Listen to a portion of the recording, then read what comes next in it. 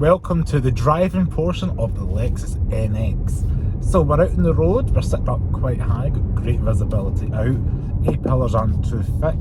All these crossovers are great because you're sitting up at a reasonable height, you can get a good view in front. I've got a Volvo XC40 in front of me and a Nissan Leaf, and I'm just a little bit taller than them out on the roads. Bonnet line's not too bad, you can see the kind of design from the A-pillar, just where the bonnet meets that protruding into the headlight. You can see that kind of crisp cut across the bonnet. You can see quite far out, can't quite see the end of the bonnet, but this car does have 360 degrees cameras and sensors, so parking and manoeuvrability is not an issue. What I love about the hybrid is the fact that when you're out and about it's quite quiet. You're able just to, you know, get yourself around town without having to worry about anything. It's quite nice and easy to manoeuvre and just like live with, just because it's got that hybrid like whisper while you're in a stop and go traffic like we are at the moment. So I'm just sitting here in the traffic, and you know, it's quite a nice isolated cabin. You're not hearing too much of the outside noise or the wind or the cars going by. Got clear visibility of the heads-up display in front of me. So it looks larger, or at least it's projected larger than my Lexus LC that I use. Just in terms, I can see direction with the compass, I can see the lanes, I can see the guidance, and I can see the speed, which we're sitting at 0 miles per hour at the moment.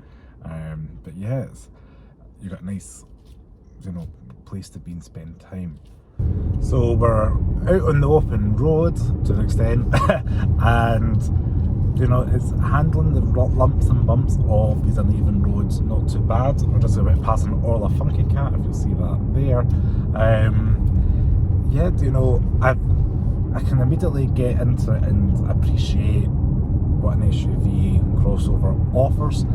These are riding on the F Sport larger wheels, which does mean typically larger rim, not the best ride, or every inch you go up you lose a little bit of something. But you know, this car is fairly comfortable, absorbing the lumps and bumps. It doesn't feel the most compliant ride in the world, but I wouldn't say it's any better or worse than other things in its class. Steering wise, it's fairly direct and gives you enough feedback from the steering. Do not feel like I'm putting input and I'm turning left and right as you'd expect. And I think you're going to really enjoy this vehicle if you appreciate a quality cabin, a nice quiet ride. If you want something that's reliable and you know, it's practical enough for everyday life. And this is a good size for UK roads. I really do like the RX, and I'm yet to drive the current generation. But you know, this is great for ideal for parking. Our bays are designed for the cars from the 80s, the way the regulations are. So this is something that fits in nice. It's not maximised. Just the dynamics of it all, it just fits the UK that little bit better.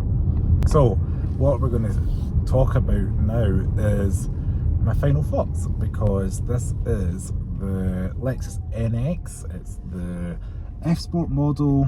I do like the red and red. It's very different, you know, from other models in the range. Plenty of room in the back, 500 litres plus in the boot space, and you can fold the seats 60/40, which is great. This car comes with, the F Sport comes with things like rear heated seats with heated steering wheel, as I mentioned, heating cooled seats up front.